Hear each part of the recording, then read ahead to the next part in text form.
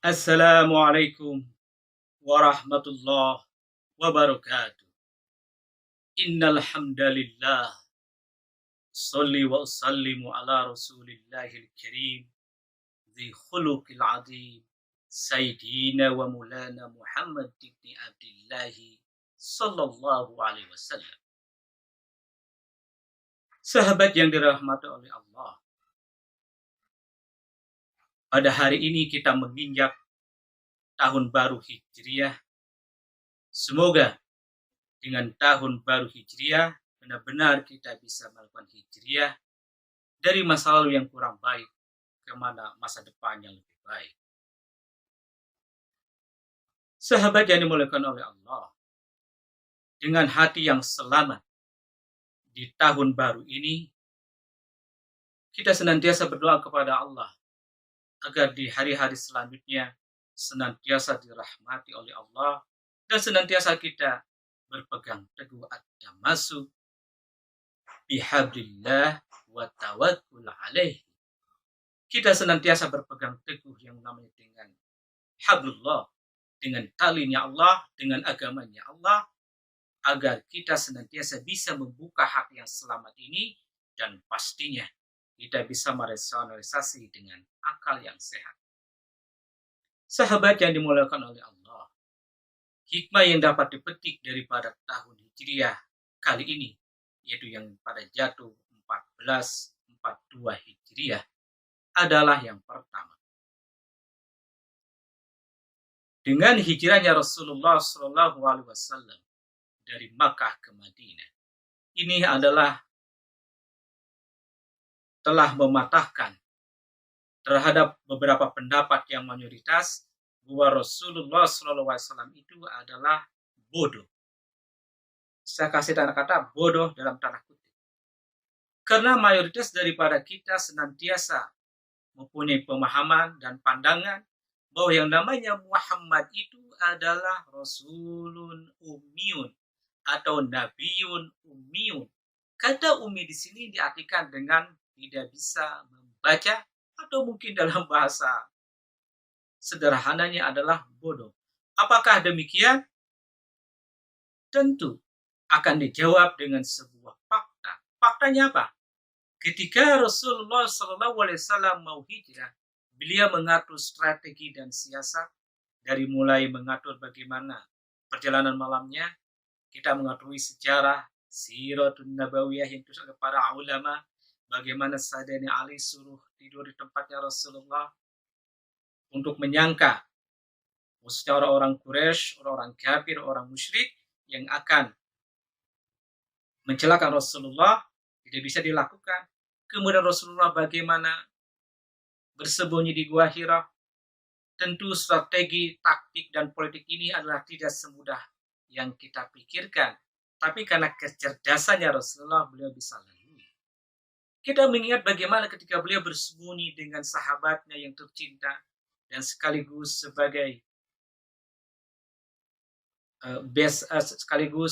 sebagai mertuanya, yaitu Sayyiduna Abu Bakar Siddiq. Beliau bersembunyi di Gua Hira. Dalam persembunyian itu, beliau telah atur bagaimana beliau bersembunyi di dalam, dan siang harinya disuruh oleh salah seorang sahabatnya untuk mengembalakan kambing, untuk menghilangkan jejak. Bahkan kepandaiannya dan pastinya ini adalah dalam bahasa agama sebagai mukjizat. Di depan Gua Hira, di depan Gua Sur itu ditutupi, dihalangi dengan laba-laba. Bahkan di depannya ada seekor burung yang sedang bertelur. Yang pastinya adalah ketika kaum Quraisy atau musuh mau menyerangnya, karena kita ketahui bagaimana bahasanya utusan daripada bangsa Quraisy yang berusaha untuk mencari orang-orang musyrik yang ada di Makkah untuk mencari kemana Rasulullah pergi itu, sampai satu saat mereka tiba di depan Gua Sur, tapi melihat karena adanya di pintu atau di percis di depan Gua Sur itu adalah ada sarang laba-laba, ya pasti tidak disangka bahwa di dalamnya ada orang, dan bahkan di depan itu adalah seekor burung yang sedang bertelur. Apakah ini merupakan kejadian secara tiba-tiba? Tentu tidak. Beliau telah mengatur dengan secara baik, yang dalam bahasa agama Allah kirimkan mukjizat, atau mungkin dalam bahasa lainnya adalah ini merupakan kebisaannya daripada Rasulullah SAW ingin membuktikan kepada kaum Quraisy yang musyrik, khususnya kepada kaum kafir, bahwa kami lebih mampu untuk menghadapi Anda.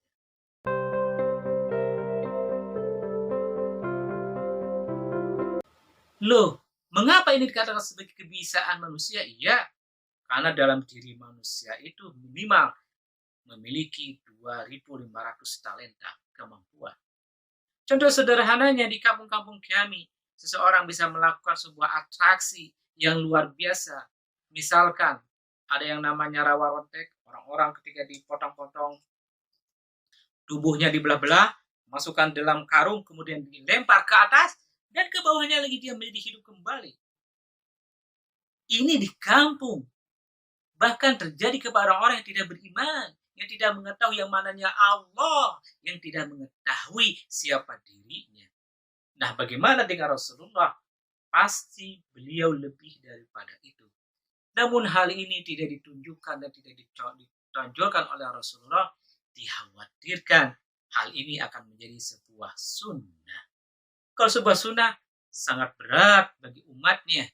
Oleh karena itu, hal-hal yang di luar nalar, yang tidak bisa dipahami dengan rasional biasa, maka Rasulullah cukup melakukannya secara diam-diam, dan itu membahasakan dengan dalam bahasa dakwah, ini adalah mukjizat daripada Allah. Jadi sahabat semuanya, Rasulullah itu adalah orang yang luar biasa, mampu melakukan segala sesuatu. Tentu melakukan ini adalah atas ridhonya Allah. Nah, dengan bisa menutupi, membohongi, mengelabuhi musuh tersebut, ini adalah merupakan sebuah kepintaran dan kecerdasan. Dengan sendirinya, ini bisa mematahkan bahwa Rasulullah itu adalah tidak cerdas, atau dengan bahasa sederhananya, Rasulullah itu adalah ummi, tidak bisa membaca, bahkan bodoh. Bahkan kalau kita melihat lagi ke belakang dan ke belakang, kita lihat bahwa Rasulullah SAW itu dilahirkan dari keturunan ningrat, dari keturunan bangsawan. Mengapa bangsawan? Karena suku Quraisy itu yang pertama adalah sebagai tokoh agamawan. Kalaulah kita di Indonesia, orang-orang Quraisy itulah sebagai kiai, atau mungkin kalau kita di daerah Tanah Jawa, kalau daerah Sumatera dipanggil dengan Buya, atau kalian berasa di Nusa Tenggara Barat dipanggil dengan Tuan Guru, atau mungkin khususnya di daerah Tatar Sunda dipanggil dengan Aceh. Nah, yang memimpin keagamaan, ritual di depan Ka'bah itu adalah berasal daripada suku Quraisy. Jadi Rasulullah itu adalah berasal dari tokoh agamawan, terlahir daripada keluarga agamawan. Yang kedua, bahwa bangsa Quraisy itu orang-orang saudagar, orang-orang milioner, orang-orang pedagang. Sebagaimana telah Allah dokumentasikan dalam Al-Quran, dalam surat Quraisy, li'ilafi Quraisyin ilafihim rihlatasyita'i wassaif. Bahwa orang-orang Quraisy itu kalau selalu melakukan perjalanan berniaga pada waktu faslus syita, pada musim dingin mereka bergerak berjalan melakukan perjalanan niaga ke negeri Yaman. Adapun ketika masuk kepada musim Suhaib atau faslus Suhaib, musim panas, mereka pergi yang namanya ke Damaskus, ke daerah Syria yang sekarang. Jadi sekali lagi, berarti orang Quraisy itu adalah saudagar, pedagang. Ya, kalau pedagang pasti kaya raya. Yang ketiga, bangsa Quraisy itu adalah sebagai para tokoh yang memimpin sosial. Segala sesuatu yang berhubungan dengan kesosialan, dengan ketokohan, selalu tampil daripada bangsa Quraisy. Bangsa Quraisy jadi ketiga ini. Dan yang keempat sudah pasti adalah beliau ada bahkan dari keturunan para pemimpin. Dari suku-suku yang ada di negeri Arab, khususnya yang sekarang ada dengan Arab Saudi itu, pemimpin utamanya ada dari bangsa Quraisy. Maka dengan keempat poin ini, dengan sendirinya sudah terpatahkan.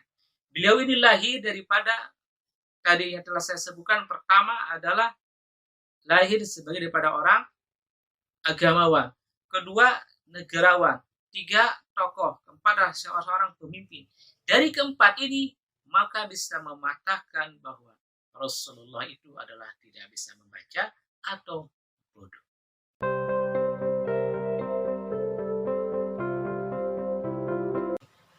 Sahabat yang dimuliakan oleh Allah, apa yang terjadi ketika Rasulullah sampai ke Madinah?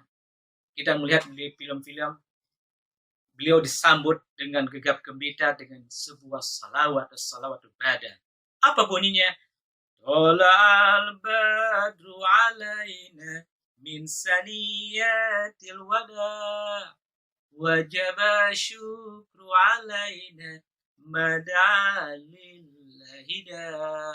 Sahabat yang dimuliakan oleh Allah, seruan tarhib sambutan ini, kalau kita buka kalimat daripada kalimat, kata daripada kata ini berisi tentang hakikat daripada yang namanya Muhammad. Mengapa ini berisi tentang hakikat? Silakan ikuti pengajian kami. Selanjutnya kami akan membahas isi daripada kalimat daripada sholawat badar yang barusan yang berbunyi Tola'al badru alaina sampai ke akhirnya. Insya Allah akan kami bahas selanjutnya. Sahabat yang dimuliakan oleh Allah, ketika Rasulullah sampai ke Madinah dan diterima dengan gembira, ada kejadian lagi yang luar biasa ini ketiga. Semuanya adalah mempersilakan, ingin dijadikan rumahnya sebagai singgahan daripada Rasulullah SAW dan tentunya bagi kaum muhajirin. Semuanya mempersilakan satu sama lainnya, tapi dengan kecerdikan terangnya Rasulullah tidak menunjuk kepada salah satu rumah untuk didiami, ditinggalnya. Tapi Rasulullah, apa yang dilakukan Rasulullah? Rasulullah menyuruh agar onta yang dinaikinya untuk menunjuk di mana tempat yang akan ditempatinya.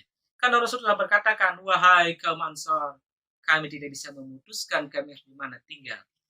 Agar terjadi sebuah keadilan, maka kita akan mengikuti di mana terakhir onta kami yang telah kami tunggangi ini berhenti, disitulah tempat kami akan tinggal dan menetap. Akhirnya bagaimana diterima oleh kaum Ansar? Baik ya Rasulullah, kami ingin mengetahuinya. Dalam sebuah sirah, kemudian onta itu berjalan langkah demi langkah, dan akhirnya onta itu adalah singgah di sebuah tempat, dalam ini adalah sebuah lahan yang masih kosong, dan duduk di situ, berarti menandakan disitulah tempat yang akan ditinggali oleh Rasulullah SAW. Coba, ini juga adalah merupakan kebiasaannya Rasulullah SAW, sahabatku. Karena ketika Rasulullah memberitahu kepada onta itu juga Rasulullah memberitahu kepada onta, silakan Anda tunjukkan, ngambil Anda untuk di tempat yang lebih netral. Artinya Rasul itu memiliki sebuah kemampuan yang luar biasa yang tidak disebut secara tertulis baik di berbagai literatur. Karena kalaulah disebut sekali lagi ini akan menjadi sunnah. Kita mengetahui bagaimana ketika Rasulullah SAW senantiasa melakukan dakwah, menyampaikan pesan-pesan, dan Rasulullah senantiasa menyandar di sebuah pohon korma, dan pohon korma setelah itu adalah dipotong dan dikuburkan kembali. Pohon korma itu bisa menangis. Ini adalah artinya bahwa Rasulullah bisa berkomunikasi dengan berbagai macam seluruh makhluk. Apakah demikian? Silakan pembahasannya akan kami bahas selanjutnya. Yang pasti adalah dengan ketiga poin tadi ini menunjukkan Rasulullah SAW adalah seorang yang cerdas, dan pastinya beliau merupakan manusia yang paripurna. Sahabat yang dimuliakan oleh Allah, hikmah hijrah yang tadi itu beliau sebagai ahli strategi. Hikmah yang kedua yang terbesar adalah beliau menyatakan dengan tegas bahwa innamal mu'minuna ikhwatun faslihu baina akhawaikum. Ini yang pasti, bahwa yang namanya orang-orang beriman itu adalah bersaudara. Loh, kenapa Rasulullah pakai katanya innamal mu'minun? Ini merupakan ayat. Innamal mu'minun pakai kata innamal mu'minun, tidak memakai kata Allah innaman nasu. Sesungguhnya manusia itu bersaudara, tidak, tapi dengan syarat beriman. Nah, kalau gitu iman itu apa? Iman itu artinya minimal dalam pertemuan ini akan saya menjelaskan secara singkat. Iman itu dalam bahasa itu adalah aman. Apa yang telah aman? Amannya yang sudah pasti seorang manusia telah memahami siapa dirinya. Loh, kenapa siapa dirinya harus aman? Ya, karena disebut dalam surat Wal-Asr, wal asri, demi yang lembut, sungguhnya manusia telah rugi. Mengapa selalu dibilang rugi? Wal asr, ada sebagian menafsirkan asr di sini adalah waktu asar. Tapi minimal saya akan mengartikan wal asri di sini sesuatu yang lembut. Belum apa-apa manusia sudah rugi. Nah, selanjutnya adalah bagaimana mengamankan. Yang pasti kalau orang setelah beriman, telah aman itulah yang Allah akan panggil. Bukankah Allah telah bilang dalam beberapa ayat, bahasanya orang-orang yang beriman itulah orang-orang akan senantiasa berbahagia nanti di hari akhirnya.